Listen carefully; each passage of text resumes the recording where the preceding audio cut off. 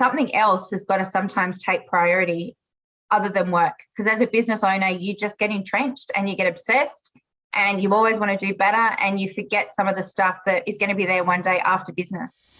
You're listening to Elevate, the official podcast of Elite Agent for real estate industry sales professionals, property managers and leaders. We are proud to present Courageous Conversations, a podcast series focusing on the tough decisions people have made to put themselves on a pathway to success. This episode is brought to you by Connect Now, who makes the business of moving easier for both you and your clients. For more information, visit connectnow.com.au. Please welcome your host, Leanne Pilkington.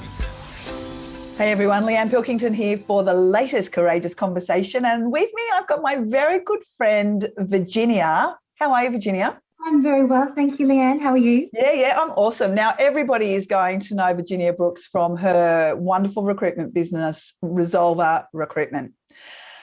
Now, we were going out for dinner. I called the dinner, actually. I called the dinner. You did. You called the dinner. All the girls got together, responding as we do, and you made an announcement that you were actually going to take the family away for an extended period of time in your camper van or whatever caravan, in your caravan. Talk me through what happened. It was the start of the first lockdown. So it was April 2020. We were in lockdown. This was my birthday. I remember that. So it was April 2020. We were in lockdown.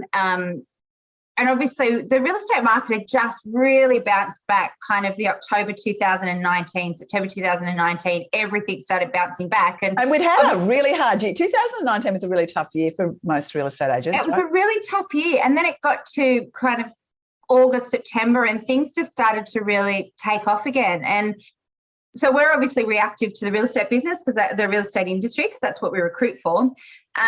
And so we'd had just as hard a time as everybody else. So 2019, the market came back and we were having great months, November, December, January, February, March, which is unheard of to have great months, December and January. And then COVID hit and our tap got turned off 95% overnight. And I'd come off having the 2 kids, and I'd spoken very publicly before about postnatal depression, which I'd been diagnosed with. And so I just felt life was getting good again and getting back to normal. And then COVID hit.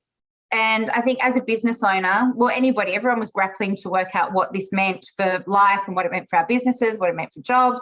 So I think by the time March hit, I was already tired. And then COVID, grappling with your team, trying to make sure you hold on to your team, trying to make sure your business survives. We went on JobKeeper like plenty of other businesses did. So it got to about the June, and I remember saying to my business coach at the time, I'm shattered. I'm just shattered. And I've got a dream one day that I would love to take off in the van and go around Australia with the kids and Chris. And he went, well, go now. And I said, I can't go now. We're in the middle of a pandemic. Well, now is the time to go, right? Because business is not operating as normal. It's going to be some time before we do it. We're normal again. Yep. Go now. And so I think with 30 days to spare, which is when I called the girls, went, hey, listen, I think I've got to do this. I'm tired. And I just realized that work was my priority and not myself or my family, and something needed to change. Yep. So I think it was about the 28th of June, 2020, we jumped in our caravan and knew that we were maybe going for 3 to 6 months, and we're just going to wait and see what happened. But I didn't want to ride the pandemic out in Sydney. And I just knew that I needed to get away and kind of work out what it was I wanted to do with the next stage of my life, because I wasn't even sure whether I wanted to keep the business at that stage. Which is what happens when you just get so overwhelmed, right? You just totally. You can't see the future. So Tell me about the trip. What were the highlights of the trip for you? Everything was the highlight of the trip. It took me a little bit to wind down, to be honest. It was a very strange feeling not to be on every day. Yeah. So it took me quite a while to wind down. But then I just learnt to live in the moment. And the biggest decision I had to make was where I was going to spend the next 2 or 3 days and where we were heading, and lots of outside space and good talks with the kids and good talks with my husband as well. We'd always toyed about maybe moving out of Sydney and getting acreage. It was something we always wanted to do. So we just started talking and working out what we wanted, because we're just so used to putting one foot in front of the other all the time and being busy catching up with people, and self-care was very, very low on the priority list. So it's just good to get away and just see things differently with a clear head, because you so often go away knowing what you've got to do in a week's time again. So to go away and just be able to be present was a gift. Amazing. And so you actually did something about that dream to buy acreage, didn't you, while you were still away? In the middle of Kakadu. So in the middle of Kakadu, my mum says to me, I've seen this property on Facebook. It's your dream property. I said, you've got to be kidding. I'm in the middle of Kakadu. Anyway, so my whole family got involved, and it was 2.5 acres on the Central Coast, a Queenslander, and it was exactly what we wanted. So in the middle of Kakadu, we were doing walkthroughs this house, looking through on Facebook Messenger, and we had very limited reception in Kakadu. And we ended up exchanging when we were in Litchfield National Park. On one bar of reception, we literally managed to get online and we exchanged on this property. So then that obviously expedited our plans to come home, because then we needed to come home and sell our house on the Northern Beaches. And you had to do a bit of a reno before you sold it, right? Bit of a reno, in and out in 2 weeks, quick reno, then on the market. And yeah, it was a crazy period. Thank God we'd had that time away, that we had the headspace to be able to deal with it. But coming back from nearly 4 months in the caravan to then moving back into the caravan for 2 weeks at the caravan park while they redid our house, to emptying a house, to then getting it styled, it was exhausting. But I was glad we'd had that break. But yeah, life just changed at a rapid pace. Massively. So you've moved into your dream home. I know you're sort of partway through a reno up there as well. The one. Again. And so you were just saying that you kind of, a week or so ago, you're just thinking, man, I'm up to here again. Yeah. No brain space. No, okay. Yeah. So talk me through that. Well, who would have thought we'd be back in this same position, right? And now again, today they've released this next variant that's maybe coming out of South Africa. I just realised, I was very lucky. We were in 2.5 acres. So I had plenty of space this time to move around. I did have a small backyard. But we were just saying before, it is so easy. And I promised myself when I came back that I was never going to let work totally take over my life again. But then during the pandemic, it was so easy again to work 7 days a week, because you had nothing else to do. You'd gone to your walk, you'd gone to the shops, you'd done what you needed to do. The kids were bored as well, because they couldn't go out and do anything. So they were spending a lot of time on devices when we weren't out doing our exercise. But it was very easy to fall back into that 7 days a week on the phone, on the email, nothing to do, just quickly pick up the computer and do some work. And so it got to the stage again the week before last, I just thought, oh my God, I'm falling back into this exact same pattern. I'm feeling tired. I'm feeling exhausted. And so I just said to my team, look, I'm really sorry, but I am going offline for 3 days. And those 3 days, I checked email a little bit. I didn't do a huge amount, but I checked a little bit. As a business owner, you're never fully off, right? So I did a little bit, and I just had those 3 days, and it just made me realise that you need to have those 3 days to regroup. Yeah, we're all really guilty of not setting the right level of boundaries between work and personal, and just having that time to have those conversations with your family and your partner. You can't necessarily just do it over breakfast or whilst you're having dinner. It just needs a clearer headspace. It's not just the time. Self-care for you need to have too, right? Yeah. Self-care for you, which means just going out and taking a walk without your mobile, or just turning your mobile off for a couple of hours. Yeah, I know it's a very strange concept, isn't it? But it makes you real. I knew I was getting to the stage that I was feeling flustered again, because when my phone kept ringing, I was just getting aggravated. Yeah. And I thought, no, we're almost back to where we were at square one. And I never want to feel like that again, where I am just so burnt out, I need to run away. Having said that, I'm probably going to spend some time working on the road next year, because this COVID has really made me realise that we can be connected from anywhere. And so next year we will definitely do a couple of months, if they let us into WA. That's all we want to do. Yeah. And work remotely for a couple of months in WA.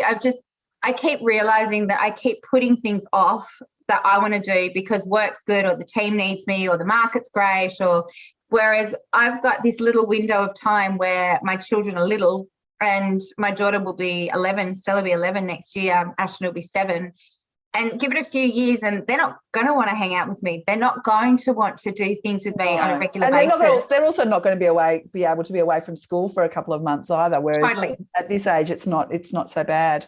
Well, year 5 we're going to next year, so we've got that window then before the year before high school. So and I think that's where you've just got to learn sometimes that something else has got to sometimes take priority other than work, because as a business owner you just get entrenched and you get obsessed and you always want to do better and you forget some of the stuff that is going to be there one day after business. Yeah. I had this very same conversation with some friends over the weekend.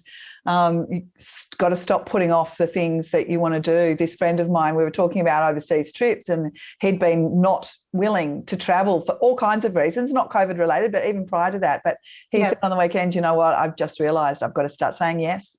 100%. You've got to say yes to opportunities that, well, I think you grow as a person as well when you go and do other things that aren't just work related. Yeah. So, yeah, you've got to say yes. You know, I had another girlfriend last week diagnosed with breast cancer who is my age, and I knew another girlfriend last year diagnosed with the same thing, and you just think you spend your whole life waiting to get to 60, 65, 70 to go and do the things you want to do, and you've got to do some other stuff as well that makes you happy rather than waiting for this golden 70 to go and live your life. Yeah, I was going to say, don't say 60. I'm 60 next year, love. Yeah, I know. I thought that when I said it. I was like... Yeah, but you've got a pretty good life when you can. Yeah. My problem is not saying yes. My problem is learning to say no. Yeah. As my diary for next year can attest. But anyway, well, always awesome to catch up with you. Thank you so much for sharing a little bit about your story. And I will maybe when you get overwhelmed next year, I might just point you back to this episode and say, love you too. Probably time for you to have a watch of this again.